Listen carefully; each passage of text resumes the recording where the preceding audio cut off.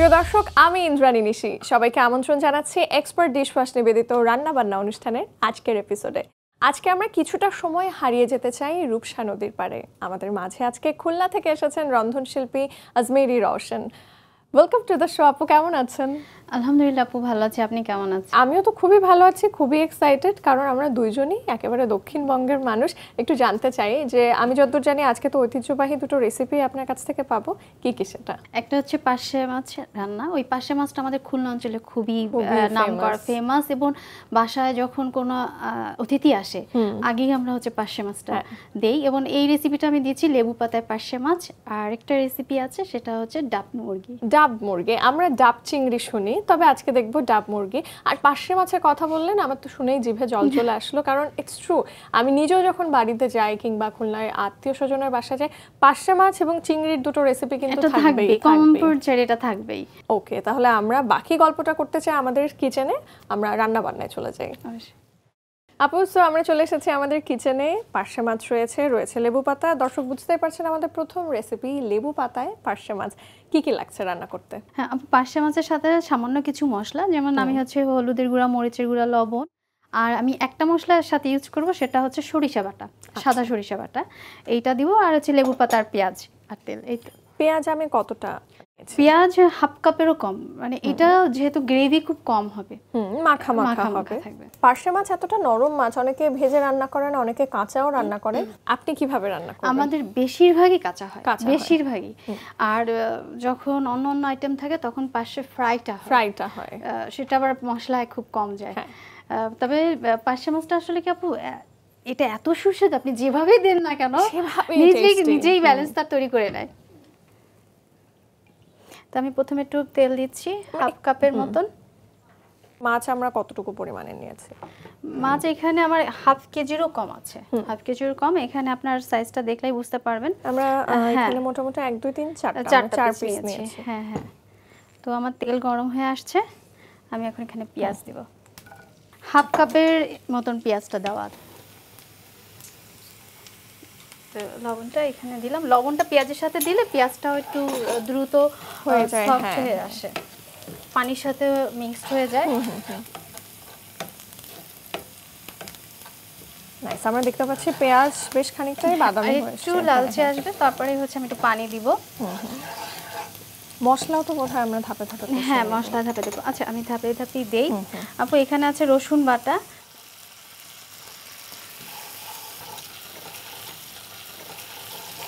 আর দিব হচ্ছে হলুদের গুঁড়া,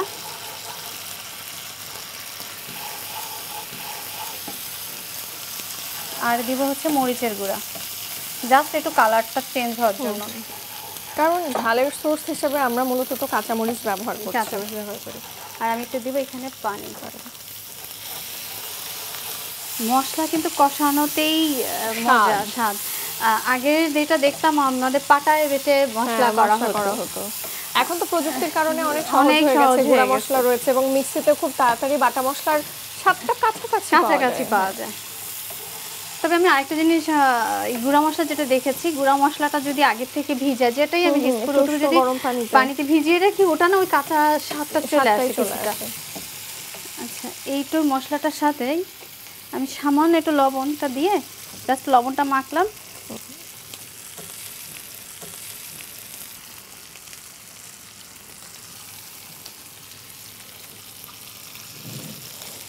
এরপরে আমি আস্তে আস্তে এটাকে এইরকম করবো, মানে আমি যে মশলাটা দিলাম এটা আর ভাজছি না, এইটার সাথেই, মানে মাছ না ভেজে। মাছ রান্না খুবই সহজ। হ্যাঁ, মাছ যেটা হয় প্রসেস করাটা খুবই টাফ। ভেতরকার ময়লা ওটা পরিষ্কার করতে একটু লাগে। আপু, মাছটা রান্নার জন্য প্রিপেয়ার যখন আপনি করেছেন, আপনি কি বিশেষ কোনো কিছু অবলম্বন করেছেন? অনেকে ভিনিগারে চুবিয়ে রাখেন বা লেবু দিয়ে একটু কচলে ওয়াশ করে ফেলেন, আমি মূলত লেবু আর লবণ আর সামান্য কুসুম গরম পানি। কারণ অনেক সময় মাছের গায়ে একটু পিছলা ধরনের কিছু আবরণ থাকে, হ্যাঁ, ওটা চলে যায়, যে লুকটাই চেঞ্জ হয়ে গেছে। হ্যাঁ, আর খুবই সফট মাছ যেহেতু দর্শক, খুবই ধীরে সুস্থে নাড়াতে হবে যেন ভেঙে না যায়। আমরা চাই গোটাটাই যেন আমরা পরিবেশন করতে পারি। এরপরে আমি একটু পানি দিই। বাহ, আমাদের দেশের অনেক জায়গাতে আমরা দেখেছি যে মাছ কখনো ভেজে রান্না করে, কাঁচাও রান্না করে, তবে আমাদের দক্ষিণবঙ্গে কিন্তু কাঁচা অবস্থাতেই মাছটা রান্না করে ফেলার প্রবণতাটা অনেক বেশি। এর পেছনে কি বিশেষ কোনো কারণ আছে? আপু ভাজলে ওই মাছের যে একটা জুসিনেসটা ওইটা থাকে না, একটু ড্রাই হয়ে যায়। আর যেটা হচ্ছে কাঁচাটা, যেটা যখনই আপনি এখন বাইটে নেবেন তখন হচ্ছে ওর জুসি একটা সফট থাকে এবং মশলাটাও খুব সুন্দরভাবে অ্যাবজর্ব হয়ে যায়। বেশি যদি মচমচে করে ফ্রাই করা হয় সাইডে একটা কোটিং পড়ে যায়, আর এর উপরে যখন আরো জাল পায় হচ্ছে মশলা গ্রেভি যেটা মাছটা হয় ওইটা দিয়ে মজা, ওইটা মজা। হ্যাঁ, আর আমার যেটা মনে হয় যে মানে মাছ যদি করা ভাজতেই হয়, ভাজা খাওয়াটাই ভালো। আমি একটু এটা ঢেকে দিব। ওকে, আমরা এখানে মোটামুটি কতক্ষণ থেকে কুক করব? এটা 3 মিনিট, তারপর আমি আরেকটু প্রসেস আছে। ঠিক আছে, সরষে বাটা দেওয়ার। সরষে বাটাটা দিব, ওটা লাস্ট একদম নামানোর ঠিক 2 মিনিট আগে। কেন বলুন তো দর্শক? কারণ সরষেটা অনেকে মনে করেন যদি আগে দেওয়া হয় একটু বোধহয় তেতো হয়ে যায়। আরেকটা জিনিস আছে, সরষের যে নিজস্ব একটা গুণাগুণ থাকে ওটাও থাকে, নষ্ট হয়ে যায়। যেহেতু আমরা মাছটা ঢেকে এখন রান্না করছি আর পার্শ্বেতে সরষে দেওয়াটাও বাকি, লেবু পাতায় পার্শ্বে মাছ আমরা দেখব রান্নার কতদূর অবস্থা। হ্যাঁ আপু, এখন হচ্ছে আমি ওই সেইটা দিব, সরিষা বাটা, সাদা সরিষাটা নিয়েছি। হ্যাঁ, এটা আমি 2 চা চামচ দিব। সাদা সরষের বোধহয় ঝাঁজ একটু কম, তিতো ভাবটাও কম। আমি ছোটবেলায় মাকে দেখতাম যে একটু লবণ, একটু হলুদ এবং একটু মরিচ দিয়ে সরষেটা বেটে নিতেন, এবং উনি বলতেন যে এই প্রসেসে সাথে কাঁচামরিচ অবভিয়াসলি, যে হচ্ছে ঝাঁজটা অক্ষুণ্ণ থাকে, একইভাবে তিতকুটে ভাবটা কম থাকে। তেলটাও সুন্দর ছেড়ে এসছে, পুরো ভুনা ভুনা বোঝাই যাচ্ছে মাছটা ওয়েল কুকড। নদীর মাছ, মিঠা পানির মাছ, খুব বেশি সময়ও লাগে না আসলে আপু। আর একই সাথে সাইডে হালকা একটা কোট পড়েছে, মশলাগুলোও সুন্দরভাবে ঢুকে গেছে, দারুণ। এখন হচ্ছে আমি লেবু পাতাটা দিব।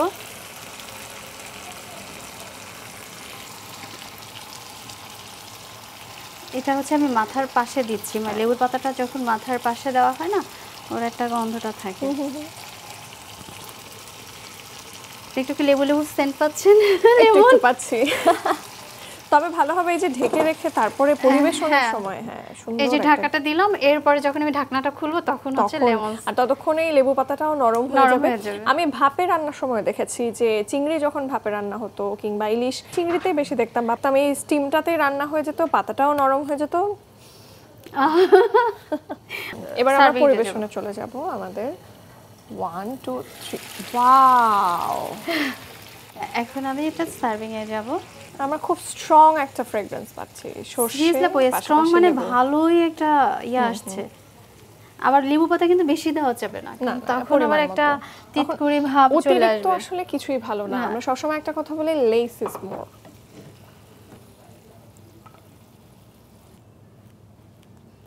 বাহ, তৈরি হয়ে গেল আমাদের খাবার। হ্যাঁ আপু, হয়ে গেল লেবু পাতায় পার্শে মাছ। থ্যাংক ইউ সো মাচ আপু। প্রিয় দর্শক, দেখে ফেললেন আমাদের খুলনা অঞ্চলের বিখ্যাত একটি ট্রেডিশনাল রেসিপি, লেবু পাতায় পার্শে মাছ। খুবই অল্প সময়ে তৈরি হয়ে গেছে। আসলে ওই যে যেমনটা বলছিলাম, নদীর মাছ রান্না হতেও খুব বেশি সময় লাগে না। আমার কাছে এখন মনে হয় আল্লাহ কি দিয়ে কি করব, কখন হবে, কিন্তু দেখেন কত অল্প সময়ের মধ্যে চোখের পলকে উপাদানগুলো রেডি থাকলে আর বেশি সময় লাগে না। তো আমরা তো প্রথম রেসিপিটা পেয়ে গেছি, এবং এর পরের রেসিপি ডাব মুরগি। আমাদের যেহেতু ওই দিকটা কোস্টাল এলাকা, প্রচুর নারিকেল ডাব তো হতেই থাকে, এবং আমি একটা সময় মনে আছে যে হেন কোনো রান্না নেই, সেটা ছোলার ডাল থেকে শুরু করে যে কোনো রান্না হোক, নারকেল বা ডাবের উপস্থিতি থাকবেই। তো ডাব মুরগি তৈরি করতে কি কি লাগছে আপু? ডাবের শাঁসটা, যেটা ওইটা ডাবের শাঁস নিয়েছি, আদা কুচি আর চিনি হচ্ছে জাস্ট টেস্ট বাড়ানোর জন্য, হলুদের গুঁড়া, মরিচের গুঁড়া, গরম মশলা, পেঁয়াজ, আর ছোট ছোট হচ্ছে আমি একটু চেরি টমেটো নিয়েছি জাস্ট একটা কালারের জন্য। হ্যাঁ, আর আদা রসুন পেস্ট, হলুদের গুঁড়া। ঠিক আছে, আমরা মুরগি এখানে কতটুকু নিয়েছি? এবং পেঁয়াজ পুরো একটা মুরগি, এখানে 1 কেজির একটু কম আছে। আচ্ছা, আর পেঁয়াজ কতটুকু? পেঁয়াজ পুরো 1 কাপ। ঠিক আছে, আমরা প্রথমে কি করছি? হ্যাঁ, আমি প্রথমে হচ্ছে তেজপাতা আর দারচিনি। ও আচ্ছা, এটা আমরা তেলে নিচ্ছি?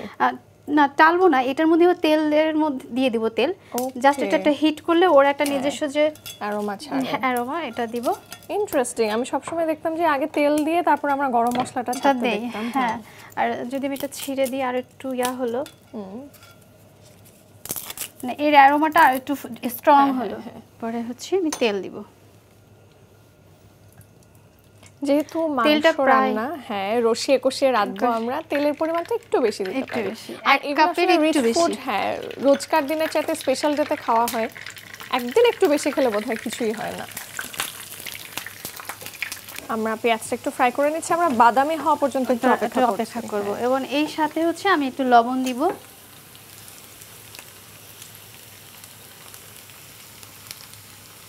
পেঁয়াজটা একটু নরম হয়ে যাবে। আর এবং সাথে আমি গোটা কয়টা হচ্ছে মরিচ দিব, শুকনা মরিচ।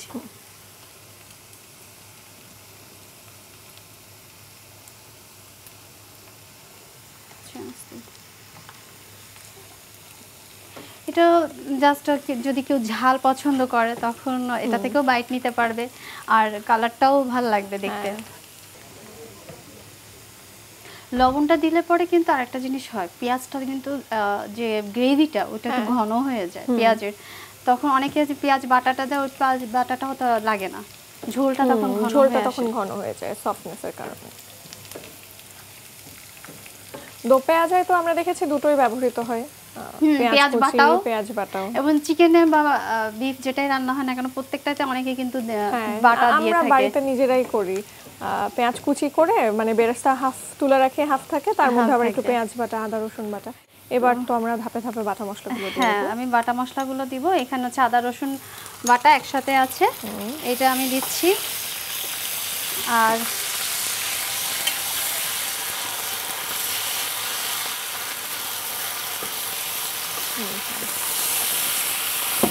ওয়াও, আদা রসুন পেস্টের একটা আলাদা গুণ আছে। হ্যাঁ, আর হচ্ছে হলুদের গুঁড়া, মরিচের গুঁড়াটা এক চা চামচ দিলাম। ঝাল একটু বেশি না আপু, আরেকটা কারণ আছে এখানে, যেহেতু আমি ডাব ইউজ করছি, ডাবের স্বাদটা ওর একটা নিজস্ব মিষ্টি একটা ভাব আছে, ওইটা দিচ্ছি। আর এখন আমি হচ্ছে এখানে চিকেনটা দিব, এই মশলায় এর সাথে আমি কষাবো।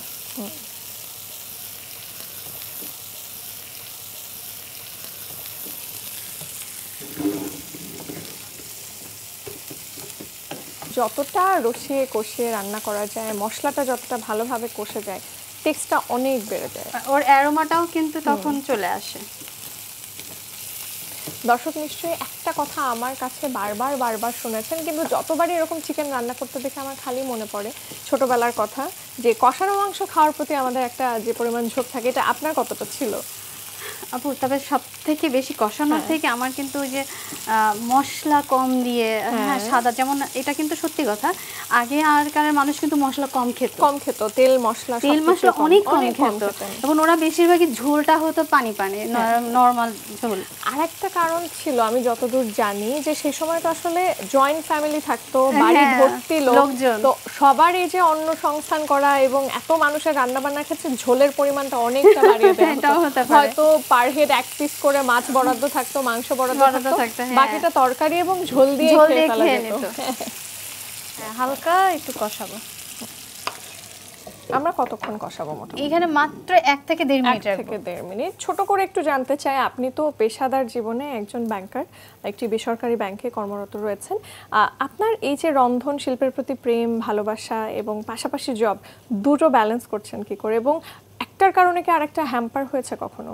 কষ্ট হয়, শারীরিক কষ্ট হয়, কিন্তু হ্যাম্পার হয় না। দেখা গেল অফিস শেষ করে এসে রান্না করি, আবার অফিসে যাওয়ার আগে রান্না করি, আর অফিসের কাজের পাশাপাশি আমার সংসারে কোনো প্রবলেম হয় না, কারণ ওই যে কথা আছে যে রাধে সে চুলো বাঁধে।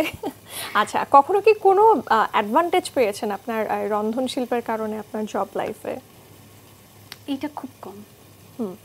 জবে সাধারণত দেখে যে তুমি জবে ক্রিয়েটিভ কি দেখাচ্ছ, কিন্তু পার্সোনালি কখনো এটা দেখে না যে আমার নিজস্ব কি গুণ আছে, বা এই গুণটা থেকে আমি কি করেছি, বা এটা কখনো আমি জবে পাইনি। আমার ফ্যামিলি পরিবারে যখন আমাকে উৎসাহ দেয়, মূলত আমার পরিবার ফার্স্ট হচ্ছে আমার চাচা ফুপু থেকে আমার এটা আশা, রান্নার এটা, তারপর হচ্ছে আমার মা আমাকে প্রচন্ড পরিমাণে উৎসাহ দিয়েছে, তারপরে আমার আত্মীয় স্বজন আর পাড়া প্রতিবেশী তো আছে। আচ্ছা, গল্প করতে করতে অনেক হয়ে গেছে শেষ। আচ্ছা আপু, আমি এখন একটু পানি দিব, আমার কষানোটা শেষ।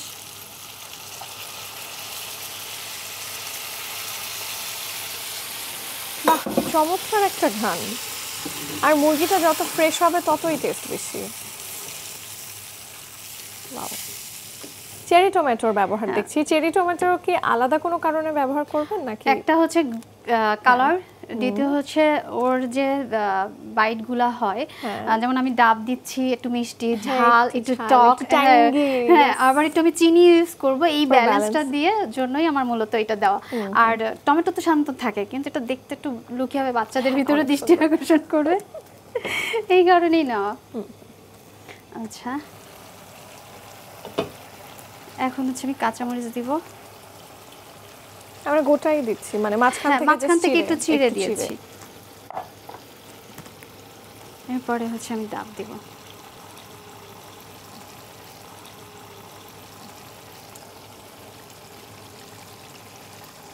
এবং এই সাথে আমি একটু চিনি দিব। একটু ঢাকা দিয়ে দিলাম। ওকে আপু, এটা আমরা কতক্ষণ থেকে রাখবো? সর্বোচ্চ 2 থেকে 3 মিনিট। ওকে, আমরা এবার একটু রান্নায় চলে যাই। কতদূর কি হলো? এখন হচ্ছে আমি দিব একটা মশলা। এই মশলাটা হচ্ছে সিক্রেট। এখানে আপনার হচ্ছে দারচিনি, এলাচ, তেজপাতা, হ্যাঁ এগুলা দিয়ে, এবং হচ্ছে জয়ফল, জয়ত্রী, সব যে রান্নার মশলাগুলো আছে, গরম মশলাগুলা, এইগুলা আমি হচ্ছে আপনার গুঁড়া করে নিয়েছি। আচ্ছা, আমরা চেরি টমেটোগুলো দিয়ে দিচ্ছি। আমাদের বাংলাদেশে কত ধরনের খাবার, কত ধরনের রান্নার প্রক্রিয়া রয়েছে, যেখানে আমরা আসলে মুরগি ভুনা বা রান্নাতে আলু ছাড়া কিছু অনেক সময় অনেকে কল্পনা করতেও পারি না, কিন্তু অল্টারনেট হিসেবে আমরা অনেক সময় কচুর ব্যবহার দেখি। তেমনিভাবে আজকে যেহেতু কোস্টাল এলাকার একটা রান্না আমরা দেখছি ডাব এবং চেরি টমেটোর ব্যবহার। ওকে আপু, এবার আমরা কি করছি? এবারে হচ্ছে আমার লাস্ট যে এটা দেওয়া, কি সুন্দর রং। এই যে আদা কুচিটা, এটা হচ্ছে যখন আমি খাবো যেন আমার হাতে জিঞ্জারের একটা স্ট্রং লাগে, সেটার জন্য আমার দেওয়া। এরপর আমি নাড়াচাড়া দিয়ে নামাই ফেলবো। রান্না হয়ে গেল দেখতে। তার মানে আমরা এই যে ডাব মুরগি যেটা করেছি, এটা একদমই ঝোল ঝোল রাখিনি, মাখামাখাই হবে মোটামুটি। আর যেহেতু কারি আইটেম, আমি আর আলাদা করে জিজ্ঞেস করছি না কিসের সাথে খাওয়া যাবে। অবভিয়াসলি গরম ভাত, খিচুড়ি, পোলাও। আচ্ছা, আমি এখন সার্ভিস। ওকে, চুলাটা অফ করে দেব। চেরি টমেটোগুলো মনে হচ্ছে গোলাপ জামের মতন।